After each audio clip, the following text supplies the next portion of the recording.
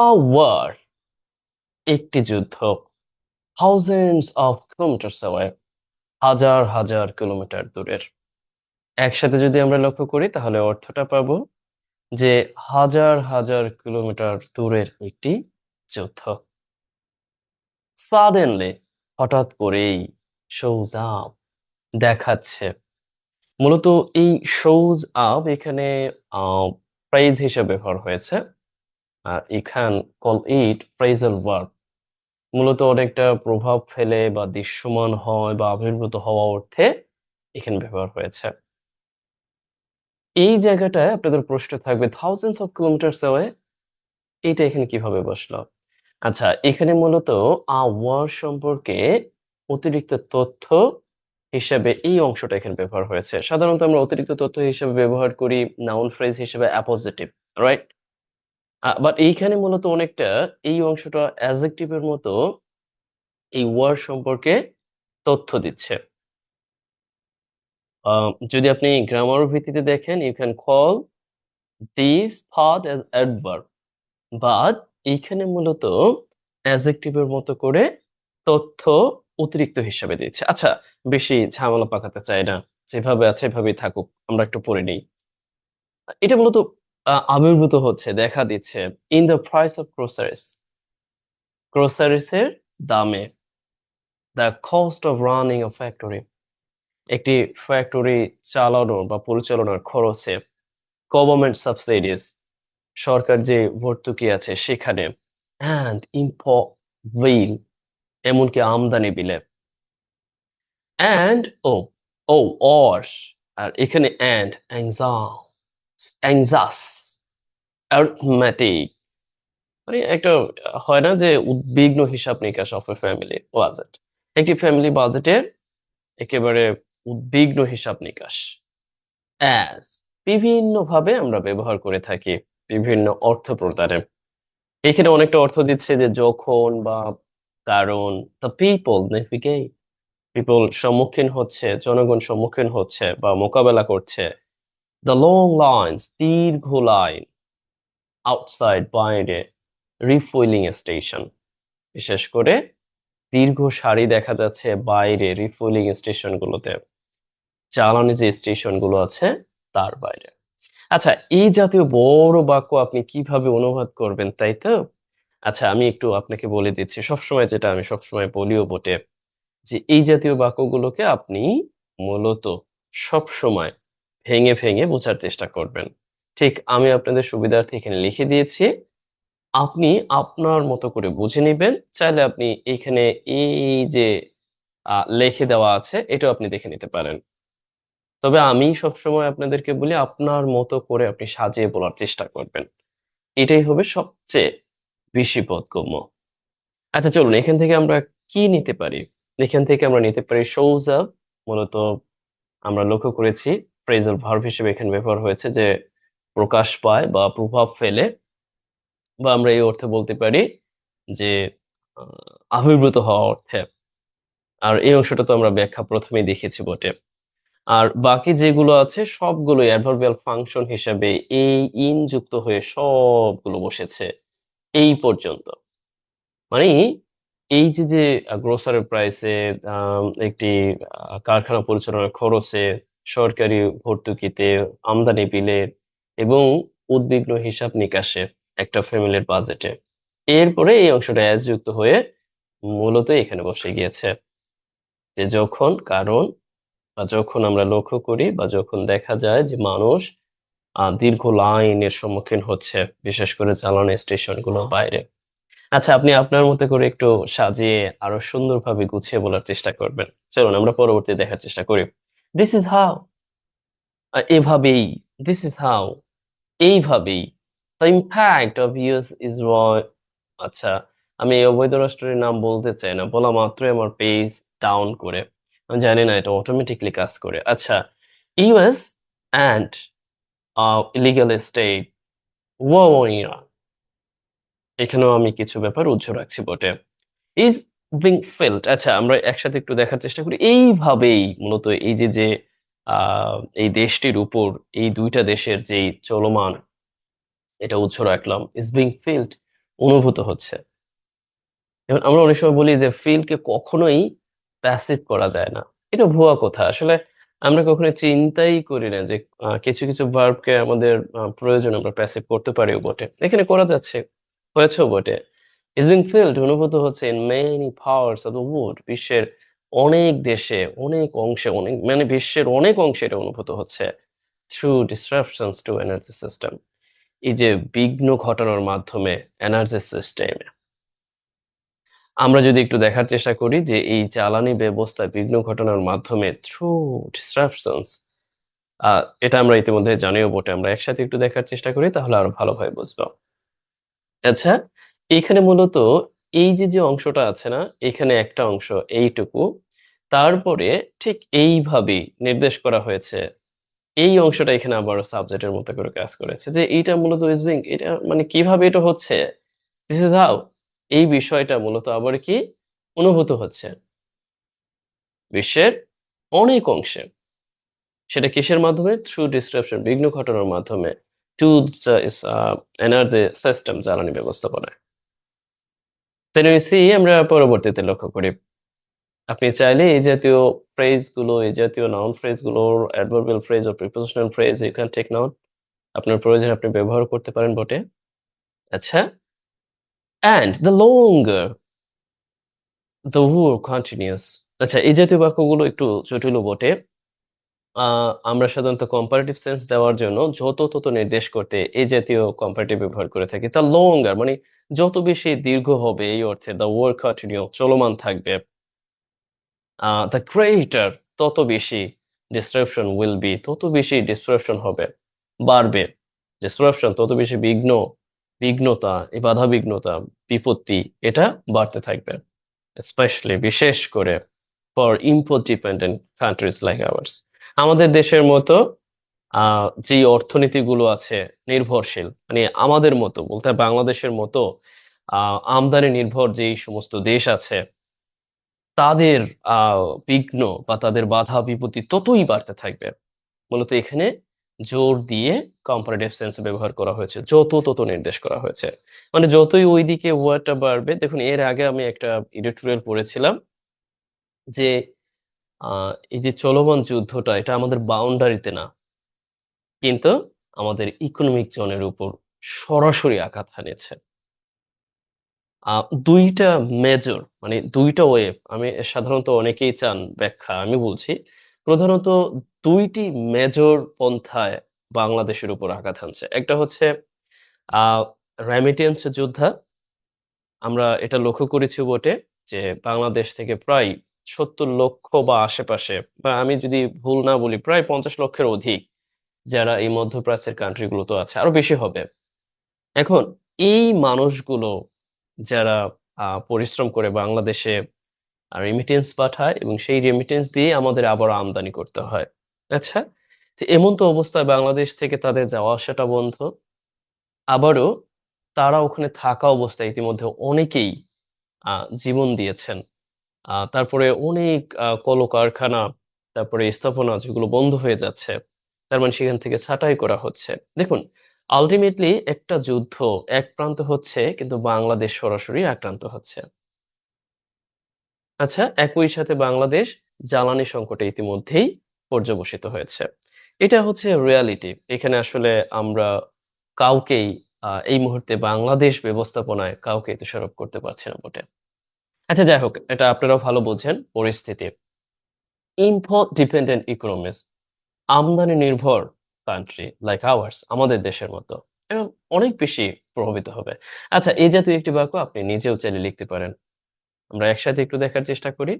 Here we see পরবর্তীতে দেখি at the center of the global stress test sorry to say here একসাথে এই অংশটা অ্যাডভার্বিয়াল ফাংশনের মতো করে ব্যবহার হয়েছে। এখানে বলা হয়েছে যে আ বিশ্বের বৈশ্বিক যে কঠিন পরীক্ষার কেন্দ্রে আচ্ছা at the center of the global stress test এই যে কঠিন যে পরীক্ষাটা এই পরীক্ষার কেন্দ্রে রয়েছে। আচ্ছা এখানে মূলত অনেকটা ইনভার্টেড ফরমাল হিসেবে এখানে ব্যবহার হয়েছে। যদিও এখানে একটা অ্যাডভার্বিয়াল ফাংশন আছে বাট আমরা লক্ষ্য করছি ভার্ব বসে গিয়েছে। এই জাতীয় বিষয়গুলোকে আমরা বলে থাকি অনেকটা ইনভার্সনের মতো করে ইনভার্টেড ফর্মাল, মিনিং দ্যাট এইখানে আমরা এই অর্থে বলতে পারি যে এইটাই হচ্ছে এখানে সাবজেক্ট, যে হরমোজ প্রণালীটা আছে কি এই বৈশ্বিক কঠিন পরীক্ষার কেন্দ্রে। বাট এইখানে আগেই এই অ্যাডভার্বিয়াল ফাংশনটা বসেছে গুরুত্ব দেওয়ার জন্য, যে at the centre of this global stress test is রয়েছে, মানে এই পরীক্ষার কেন্দ্রে রয়েছে কি স্ট্রেইট অফ হরমুজ। এবং এখন আবার হরমুজ সম্পর্কে এখানে বলা হয়েছে one of the most strategic সব পয়েন্টস। আচ্ছা, মানে এই অর্থে গুরুত্ব বিবেচনার কৌশলগত গুরুত্বপূর্ণ সংকীর্ণ পথ অ্যাবাউট 33 কিলোমিটার ওয়েড, মানে 300 সরি টু সে 33 কিলোমিটার প্রশস্ত অ্যাট ইটস নিয়ারেস্ট পয়েন্ট, মানে সর্বোচ্চ ন্যারো যে স্থানটা আছে সেই স্থানে এটা মূলত 33 কিলোমিটার প্রশস্ত। এনাফ দ্যাটস, মানে এটা মানে এটা এনাফ, এটা উপযুক্ত। That Iran's threats of closure, ইরানের যেই বন্ধ করে দেওয়ার যে হুমকি, আচ্ছা, অ্যালং উইথ সাথে মিসাইলস মাইন্স আছে, মিসাইল আছে, মাইন্স আছে। মাইন্স বলতে ওই যে মাটির নিচে বা পানির নিচে পুঁতে রাখা স্বয়ংক্রিয় বোমা, যেটা মূলত স্পর্শে আসলেই বিস্ফোরণ ঘটে। এই পর্যন্ত লক্ষ্য করেন, এই যে লক্ষ্যটা করেছেন, এটা হচ্ছে অতিরিক্ত তথ্য কোন সম্পর্কে বলা হলো, মানে বলা হলো যে এই যে ন্যারো পয়েন্ট, এনাফ, এটা এনাফ, যেটা মানে বন্ধ করে দেওয়ার জন্য, বা সাথে আছে মিসাইল মাইন্স আছে। এখন ক্যান কুইকলি শাট আপ, এই যে যে বিষয়গুলো আছে, এই যে পয়েন্টটা আছে, ওয়ান অফ দ্য মোস্ট চোখ পয়েন্টস, যে নেক্সট পয়েন্টসটা আছে, যে বিশেষ করে আমরা যেটা জানি স্ট্রেট অফ হরমুজ, এটা কি করতে পারে, এটা মূলত শাট ডাউন করে দিতে পারে, বন্ধ করে দিতে পারে। হোয়াট, বন্ধ করে দিতে পারে অ্যান্ড শিপিং অ্যান্ড রিওয়ার্ডের গ্লোবাল প্রাইসেস।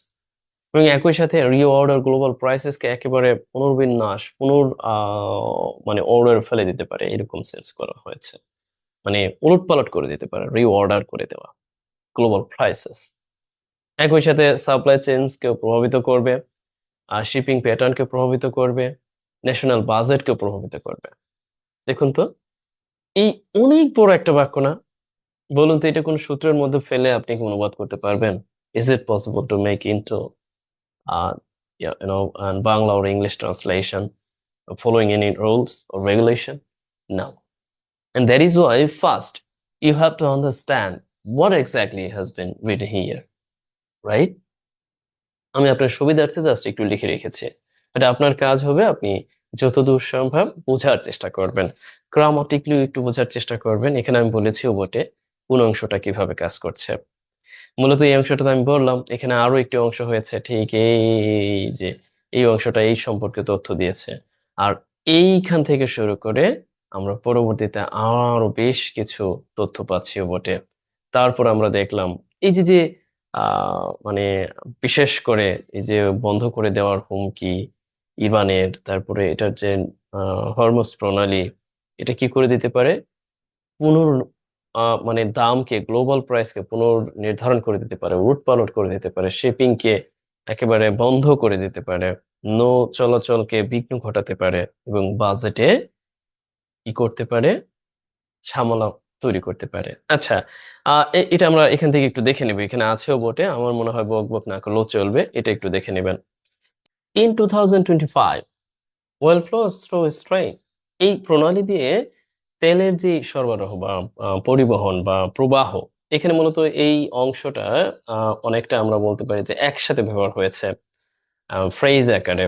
এই অংশটা হচ্ছে এখানে সাবজেক্ট, আর এই অংশটা প্রিপোজিশনাল ফ্রেজ আকারে ব্যবহার হয়েছে একসাথে। যে এই যে যে স্ট্রেইটের মধ্য দিয়ে একদিক থেকে আরেক দিকে, এই মধ্য দিয়ে নির্দেশ করতে থ্রু ব্যবহার হয়েছে। এটা এভারেজ, এটা গড়ে দাঁড়িয়েছে, এখানে এভারেজটা ব্যবহার হচ্ছে ভার্ব হিসেবে। সাধারণত এভারেজ আমরা গড় বোঝাতে ব্যবহার করে থাকি, এখানে এরকম অর্থে যে এই প্রবাহটা মূলত গড়ে দাঁড়িয়েছে কত, about 20 million barrels per my God, মানে প্রতিদিন 20 মিলিয়ন ব্যারেল, রাফলি 1/5 of liquid petroleum consumed worldwide, বিশ্বব্যাপী। মানে এই অর্থে দেখুন, মানে এত বেরেল, মানে পঞ্চমাংশ, এক পঞ্চমাংশ, মানে প্রতিদিন যে 20 মিলিয়ন ব্যারেল, তার মানে যেটা একেবারে রাফলি বলা যেতে পারে যে এক পঞ্চমাংশ লিকুইড পেট্রোলিয়াম লিকুইড পেট্রোলিয়াম বুঝতেই পাচ্ছেন যে যার খরচ করা হয়, এখানে আবার কনসিউমটা ব্যবহার হয়েছে সংক্ষেপে। কনসিউমটা ব্যবহার হয়েছে এই অর্থে যে তরল পেট্রোলিয়াম যেটা ব্যয় করা হয় বিশ্বব্যাপী, ওয়ার্ল্ড ওয়াইড, এখানে ব্যবহার হয়েছে আবারও অ্যাডভার্ব হিসেবে। মানে বিশ্বব্যাপী যেই তরল পেট্রোলিয়াম ব্যয় করা হয় বা খরচ করা হয়, বিশ্বজুড়ে ব্যবহৃত হয়, তার আহ 1/5, তার মানে 1/5 যেটা এইখান দিয়ে প্রতিদিন ফলোটা ঘটে। আচ্ছা, এটা আমরা বুঝতে পারছি বটে, আমরা একসাথে একটু দেখার চেষ্টা করি। তবে এখানে অনেক কিছু সংক্ষিপ্ত লেখা আছে, এটাও আমরা দেখলাম। যেমন এটা সংক্ষিপ্ত লেখা আছে। আচ্ছা, আর এই অংশটা একসাথে সাবজেক্টের জায়গায় বসে গিয়েছে। তারপরে আমরা দেখতে পাচ্ছি যে অ্যাকর্ডিং টু এই EIA, US energy information administration, এটার তথ্য অনুযায়ী বটে। এখান থেকে সবচেয়ে জরুরি হচ্ছে এই অ্যাভারেজকে ভার্ব হিসেবে ব্যবহার করা, রাফলি ব্যবহার করা, এরকম অর্থে, তারপরে রাফলি প্রায় অর্থে ব্যবহার হয়েছে। এরপরে আমরা থ্রু দ্য স্ট্রাইট এই প্রণালীর মধ্য দিয়ে নির্দেশ করতে। পরবর্তী দ্যাট নাম্বার ব্যালন, মানে এই নাম্বারটা শুধু মানে এরকম না, মানে শুধুমাত্র যে এই সংখ্যাটি, ব্যাপারটা এরকম না। And the disruptions we are currently face witnessing, আমরা যেটা এখন ফেস করতেছি, মানে যে বাধা বিপত্তি বিঘ্ন যেটা আমরা এখন ফেস করতেছি, প্রত্যক্ষ করতেছি, আন্ডারস্কোর গুরুত্ব দেয়, গুরুত্ব আরোপ, মানে এই অর্থে যে গুরুত্ব আরোপ করা যায়, how the fossil fuel based energy system and fragile design, মানে এই অর্থে এই যে যে ফসিল বেসড জ্বালানি, জীবাশ্ম জ্বালানি ভিত্তিক যে এনার্জি সিস্টেম ব্যবস্থা, এটা এটা ভঙ্গুর, fragile design, this is called, and কাঠামোগত ভাবেই এটা ভঙ্গুর। Fragile meaning that you can call it ভঙ্গুর, এই নির্দেশ করতে। বাই ডিজাইন মানে কাঠামোগত ভাবেই। বাই ডিজাইন এটা মূলত ফ্রেজ হিসেবে এখানে ব্যবহার হয়েছে, you can call it prepositional phrase, কাঠামোগত ভাবেই এরকম নির্দেশ করতে, যে এটা কাঠামোগত ভাবেই ভঙ্গুর। আমরা একসাথে একটু দেখার চেষ্টা করি এই অর্থে যে মানে এই শুধুমাত্র এই সংখ্যাটি বা বর্তমানে আমাদের যেই প্রত্যক্ষ করছি আমরা যে বিষয়টি, স্পষ্ট যে এই অর্থে যে এই বিষয়টা, মানে এটাও একই সাথে গুরুত্ব আরোপ করেছে যে এই বিষয়টা যে জ্বালানি ভিত্তিক যে এনার্জি সিস্টেম, এটা আসলে আহ অনেকটাই কাঠামোগত ভাবে ভঙ্গুর, এটা নির্দেশ করেছে। আচ্ছা, চলুন পরবর্তীতে দেখা যায় strait remains close or restricted. Oh sorry, হ্যাঁ, দ্য স্ট্রেইট এই অর্থে যে এই প্রণালী যদি বন্ধ থাকে, রিমেইন এর পরে স্ট্রেইট অর রেস্ট্রিক্টেড বন্ধ থাকে, অথবা আমরা বলতে সীমাবদ্ধ থাকে, export from Iraq, Kuwait could drop by 3.3 million barrels per day, প্রতিদিন এই অর্থে যে কমে যাবে, কত হ্রাস পাবে? 3.3 মিলিয়ন ব্যারেল, তার মানে এটাও প্রায় 33 লক্ষ ব্যারেল। আমরা এই অর্থে বলতে পারি 1 মিলিয়ন, 10 লক্ষ, সেই অর্থে এত লক্ষ ব্যারেল প্রতিদিন এটা কি ড্রপ করবে বা কমে যাবে। আমরা যদি একটু একসাথে দেখি তাহলে এটা দেখতে পারবো। ইন দ্য মিন টাইম, এইদিকে মিন টাইম, মিন ওয়াইল আমরা ব্যবহার করে থাকি। USA has lifted sanctions on Russian oil, রাশিয়ার তেলের উপর ইউএসএ লিফটেড করেছে স্যাংশনস, মানে আমরা এই অর্থে বলতে নিষেধাজ্ঞা তুলে নিয়েছে on Russia's oil and petroleum export to ease the crisis. এই ক্রাইসিস থেকে বাঁচার জন্য টুইজ রক্ষা, ক্রাইসিসটাকে কমাতে, টুইজ বা এটাকে একেবারে দমাতে রাশিয়ান যে পেট্রোলিয়াম আছে সেখান থেকে নিষেধাজ্ঞা তুলে নিয়েছে। এখন আমরা একটু এই বিষয়টা কিন্তু আমরা লক্ষ্য করেছি, বাট এটা জরুরি। সাম্প্রতিক বিষয় হিসাবে এই ব্যাপারটাই অনেক বেশি জরুরি। আচ্ছা, আমরা এখান থেকে দেখে নিতে পাচ্ছি। Then we see আমরা পড়বো। আচ্ছা, ঠিক আছে, একটুখানি পড়ছি। কোঅর্ডিনেটিং, মূলত international energy agency IEA coordinating করছে, সমন্বয় করছে the largest ever release of emergency stockpiles. এই যে একেবারে লার্জেস্ট ইমার রিলিজ, মানে আহ, মূলত আহ, তেলের একটা যোগান, যেটাকে আমরা বলতে পারি যে সর্বকালের বৃহত্তর যে সরবরাহ, ইমার্জেন্সি স্টক পয়েন্ট, কিন্তু জরুরি যে মজুদ সেখান থেকে, ফ্রম স্ট্র্যাটেজিক রিজার্ভের কৌশলগত সঞ্চয় হিসেবে। এখানে মূলত বোঝানো হয়েছে যে কৌশলগত সঞ্চয় হিসেবে যে স্টক পাইলটা আছে, জরুরি যে মজুদটা আছে, সেখান থেকে রিলিজ করার জন্য কোঅর্ডিনেটিং করতেছে। বাট এটা কতদিন চলবে, এরকম নির্দেশ। আচ্ছা, এই ধরনের measures May offer the temporary respite, এই ধরনের মেজার্স, আচ্ছা এটা আপনারা করবেন কেমন? আচ্ছা এখানে যেগুলো আছে এগুলো আপনারা করবেন আজকে। সময় স্বল্পতায় এই সবগুলোই এখানে লেখা আপনারা পাবেন। বাকি অংশ আপনারা লেখা পাবেন পিডিএফ আকারে। এই পর্যায়ে একটু বলে নিচ্ছি, যারা মূলত আমার এই দৈনন্দিন ক্লাসগুলো ঠিক এভাবে পিডিএফ আকারে পেতে চান অর্থ সহকারে, তারা কমেন্ট বক্স দেখতে পারেন। ফ্রি হ্যান্ড ইংলিশ রাইটিং এর সাথে এটা যুক্ত করে দেওয়া হয়েছে। চাইলে আপনিও আমাদের কোর্সে যুক্ত হয়ে সাপ্তাহিক ক্লাসগুলোতে অংশগ্রহণ করতে পারেন আর আপনার নিজের ইংরেজি চর্চাকে সত্যিকার অর্থে ত্বরান্বিত করতে পারেন। আজ তাহলে এই পর্যন্তই। আশা করছি সকলেই ভালো থাকবেন এবং দোয়া করবেন।